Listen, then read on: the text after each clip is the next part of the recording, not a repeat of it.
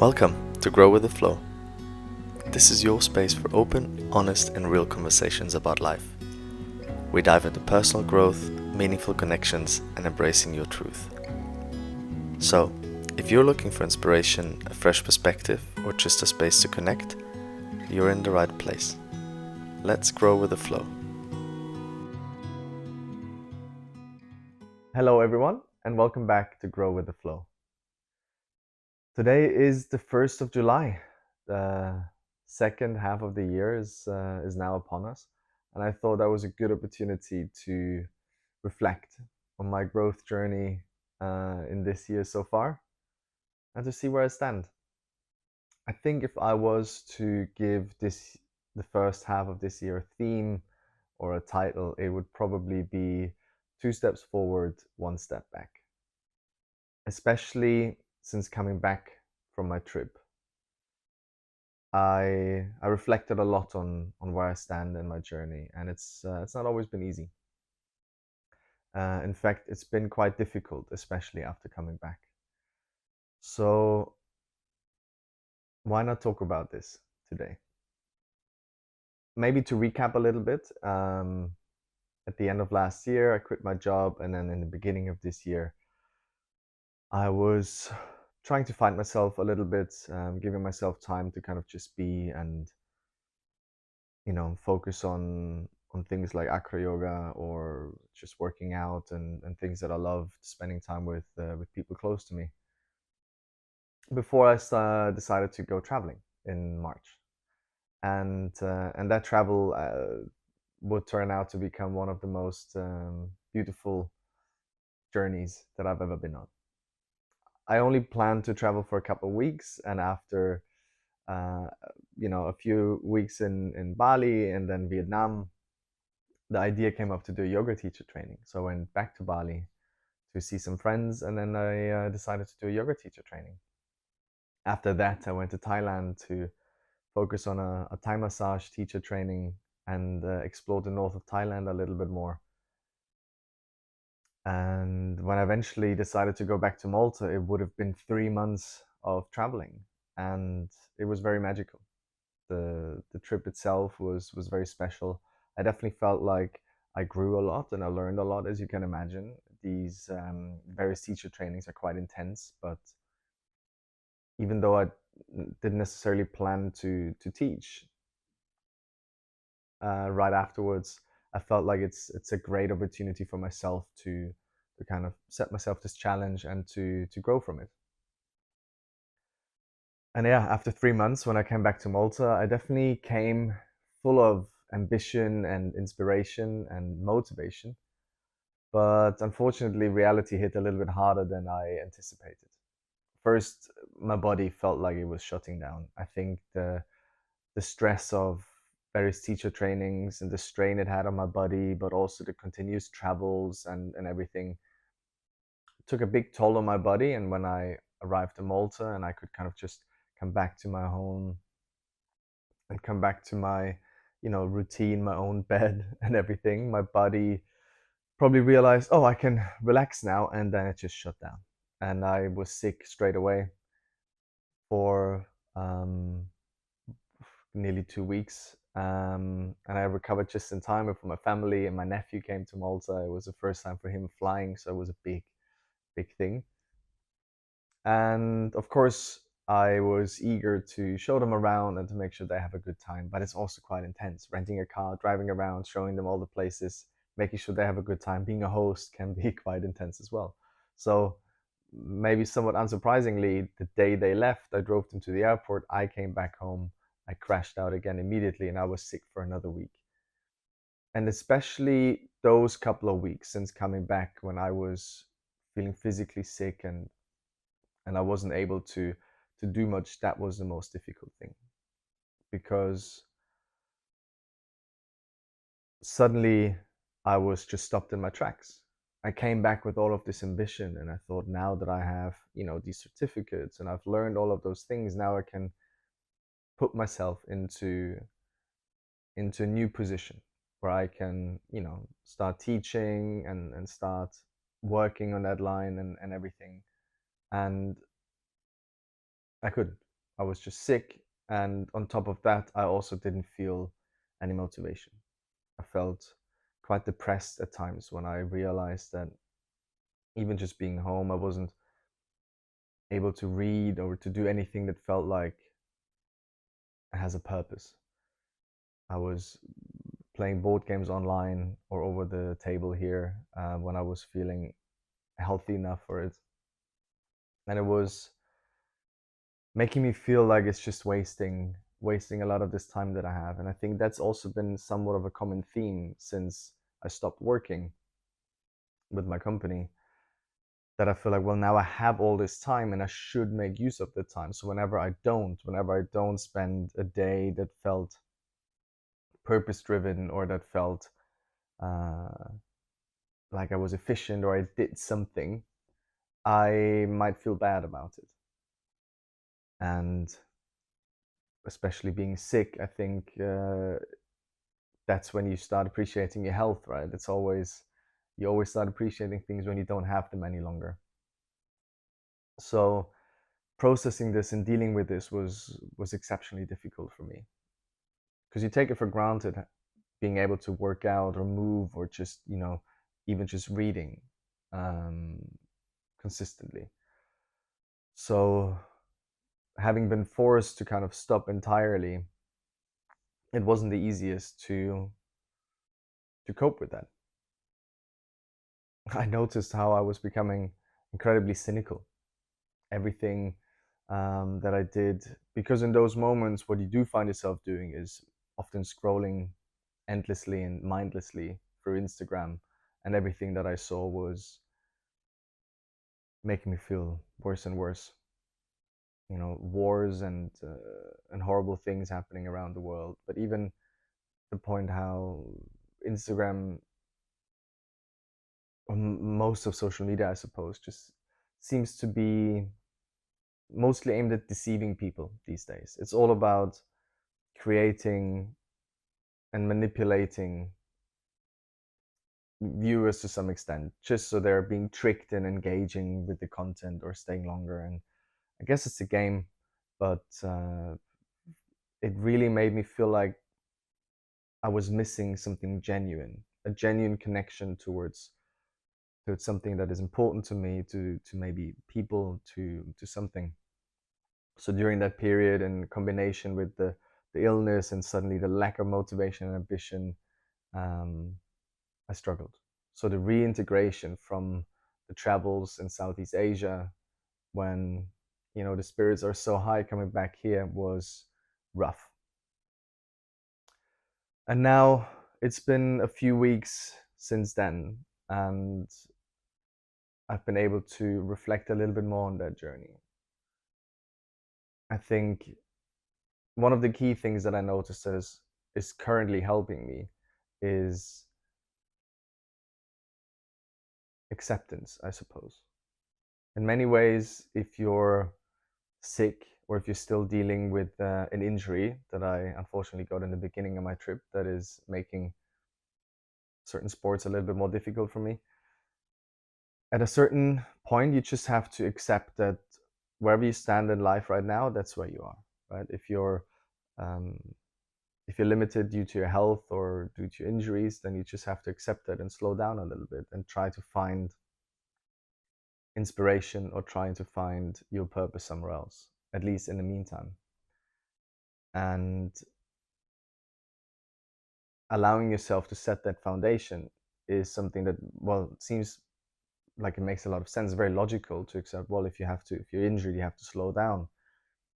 But I noticed for me it wasn't so easy to.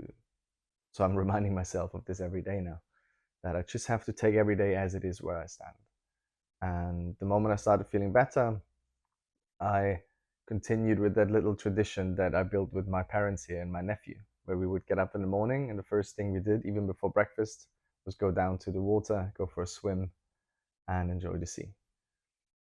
So now that I'm able to wake up in the morning and feeling good, I'm going down, I'm going for a swim, try to meditate, and I feel like it doesn't matter what happens for the rest of the day, at least I would have done that. I have to admit, the meditation at this point is very far from what the Buddhist monks taught me at a little monastery in the north of Thailand, where I spent a few days in a little Vipassana retreat, because my mind is all over the place. Couldn't imagine a more loud voice than my current voice when I'm doing meditation. I'm going through shopping lists and insurance things I need to sort out for my motorcycle, and I think the only thing that's missing is starting to plan Christmas presents. But that's okay. I guess at some point, consistency with this kind of practice is a lot more important than anything else. You realize that you will eventually become better at meditating by consistently meditating, and the same goes with anything else.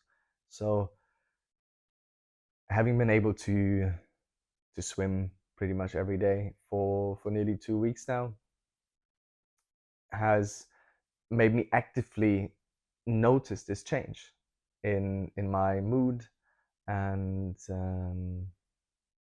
in my inspiration and motivation again. So that is probably the single most important thing that I've noticed. The moment when you're feeling depressed, when you're feeling down and overwhelmed, you just have to accept that it just life at this point currently sucks a little bit. And maybe sometimes it's not bad when things are shit. You don't want them to be bad forever, of course, but sometimes you just have to realize that life can't always be good either. And in a very interesting way, you can only really appreciate the moments when you're happy when you felt sad before, right?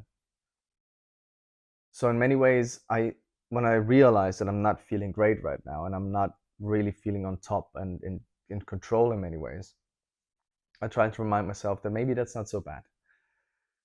Maybe it's okay to not feel good. Maybe it's okay to find yourself, scrolling obsessively or playing board games online to just like a very obsessive extent. Because for me personally, I notice it can help to just kind of burn myself out with it, getting to the point when I realize, you know what, this is it. I've had enough. And that's what kind of happened. So now I was able to kind of lay those things off and, yeah, again, just focus more on a consistent routine. And already I'm feeling like the days are feeling much more full. And that is my plan for now.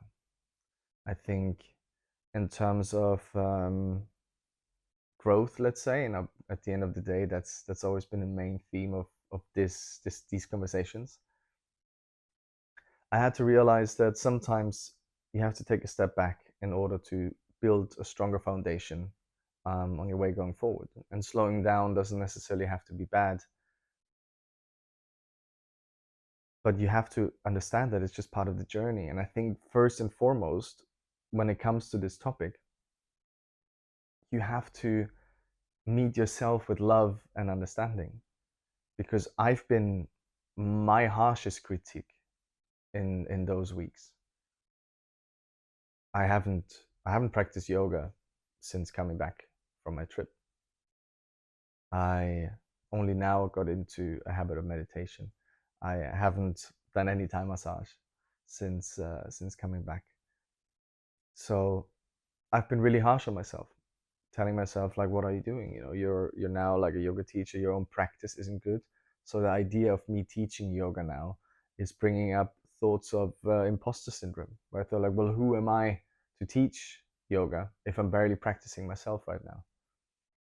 And the same comes to things like, how could I teach meditation or pranayama when um, my mind is the loudest it's ever been when I'm meditating?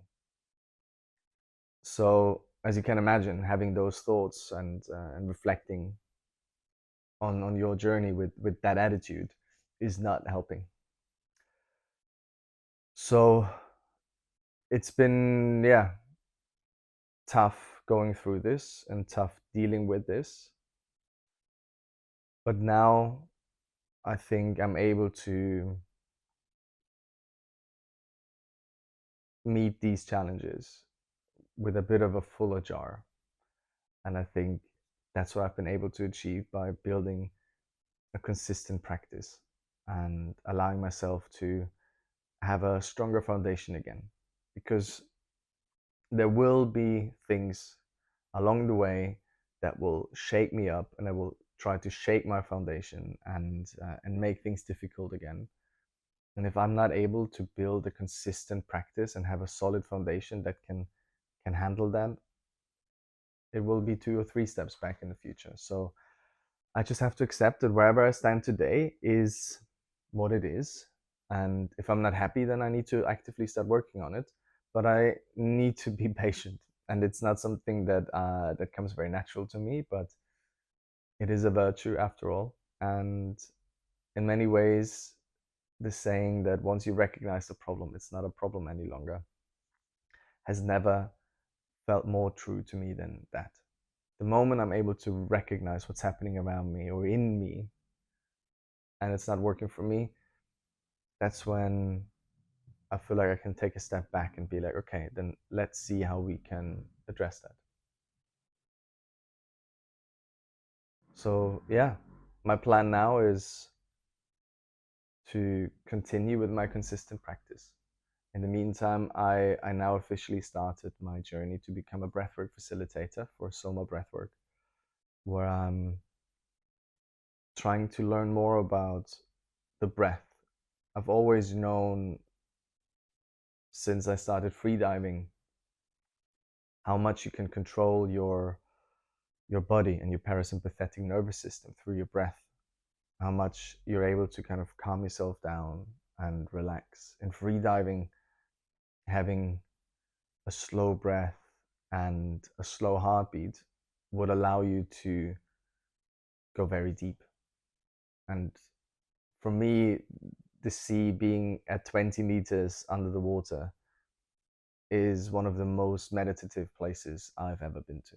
Being there with all this water around you and this peacefulness in the sea is is unmatched to any feeling I've experienced in life before. So back then I already recognized what the breath can do to you and for you. In my journey with anxiety, uh, that topic of breath kept on popping up again in different guided meditations or any podcasts or any recordings that I would listen to when I felt like I had an anxiety attack. They would talk about the breath, focus on your breath, kind of slowing it down, because you realize that your nervous system is on a high alert when you're experiencing anxiety. Sometimes, or most of the times, it isn't explained, unfortunately.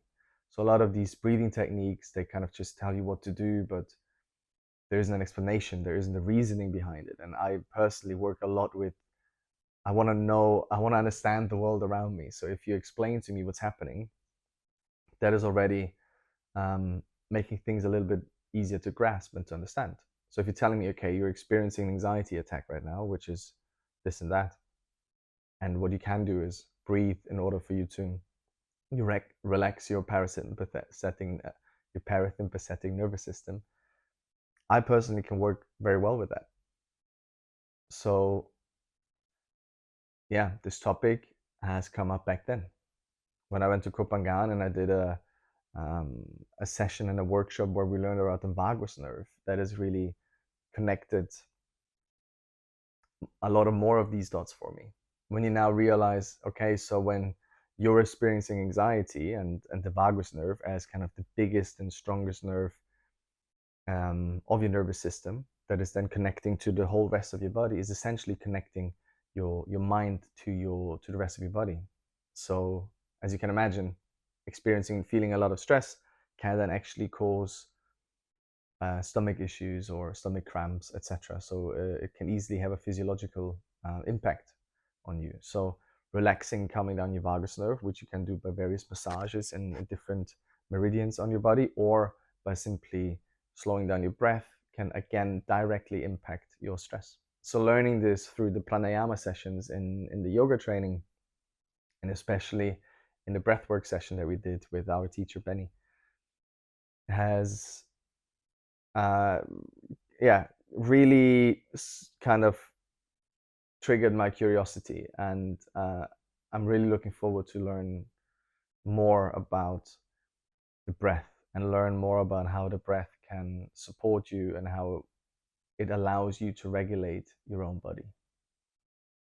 A big topic for me personally over the last couple of months, and the last couple of years, to be honest, has been around agency. I think for most of my life, I felt like I've just kind of I'm following a path that is laid out for me in many ways by either my family, by my family's expectation, or society, and then through extension my own expectations for myself based on where I think I should be headed. Be it in terms of a career, for your job, or something like that. So for the longest time, I felt like I'm just kind of going down a path that is laid out for me that isn't mine. So I didn't feel like I had a lot of agency and accountability for my own life. And now I'm recognizing that that's what I want. I think I realized there's a lot of things you can do. If you can think it, if you can dream it, you can do it. Not to say that it doesn't have its challenges, and that any dream that you have isn't going to be tough. And often, when it comes to entrepreneurial dreams or running your own cafe or whatever, it also often comes with money requirements. But at the end of the day, at its essence, anything you can think of, you can do.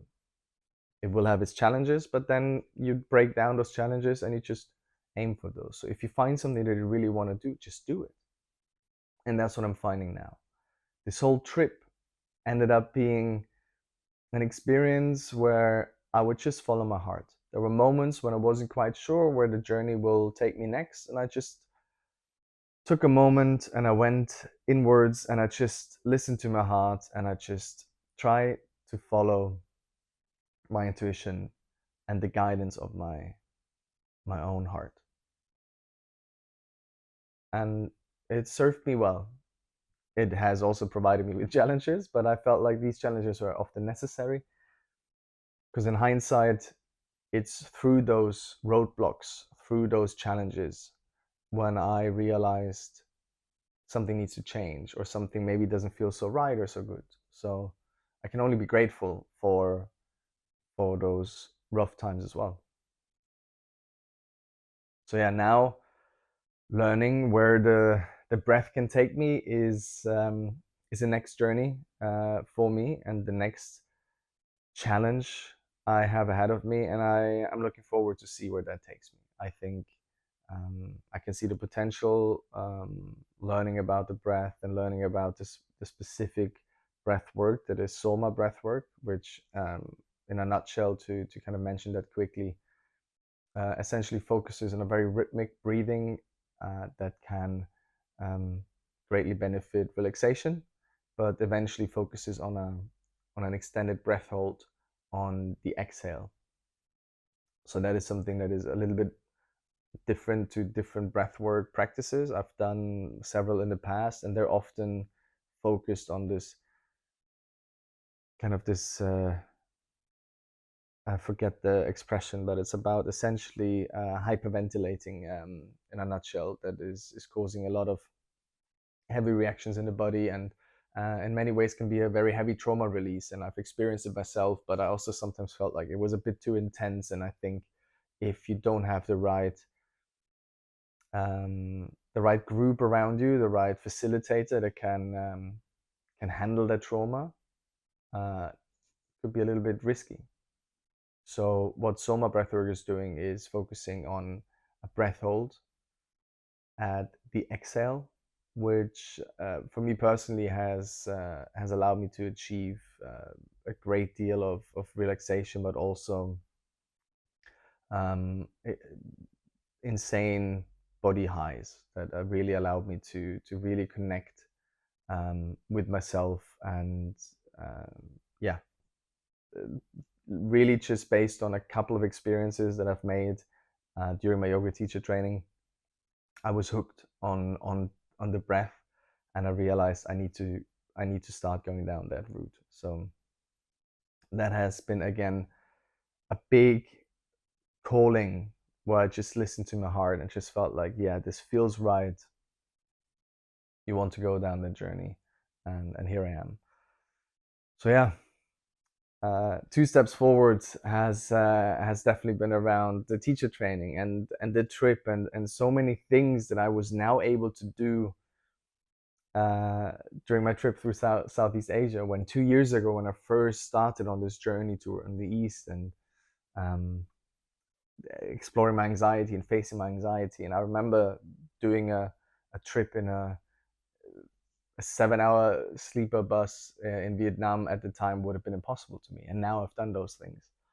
So having seen my own transformation and change and the growth that I've been able to achieve felt like 2 steps forward. It felt like 100 steps forward at times. But yeah, the moment when you have to slow down and life just kind of hits you like a wall of bricks. And these step backwards are part of it. And that's where I found myself. And I've experienced this my whole life. And people who know me know how often I would mention different analogies of life. Like I would often talk about a journey through mountains and valleys, where the peak of a mountain is when you feel pure bliss and euphoria and you're happy in life and everything goes. You have an amazing job and work's going great for you, and you have an amazing partner who's making you happy and everything is going well for you. And a valley is when everything crumbles. Suddenly you feel like you can't, whatever you touch turns to dust, and you're feeling bad about yourself. And life has always been like that. And as I earlier said, it's necessary that life is like that, because you can only appreciate the peaks when you remember the valleys. And when you're feeling down and when you're not feeling well, like the memory of those peaks and the knowledge that there will be more peaks and more happiness in your future is hope that allows you to kind of go through and remind yourself, be like, okay, even if things are looking dire right now, there will be a time when things will be better. But as so often, sometimes we need to remind ourselves of these things, because the reality is that it doesn't change. And your journey doesn't just end. So just because I made a realization or I've recognized something about my own life doesn't mean that I don't have to continuously remind myself of it and continuously work on it. And yeah, I think for me, it's simply time to take a step back and lay out a much stronger foundation, because the foundation that I previously built wasn't enough. So for me, it's back to the drawing board. But having reflected on this, I feel much more confident that the second half of this year and the next steps on my journey will be great, and that I'm also ready to take those. So yeah, I I'm grateful to have you with me on this journey, and I'm looking forward to see where it takes me next. I hope you have a brilliant second half of the year, and I'll see you soon. Take care.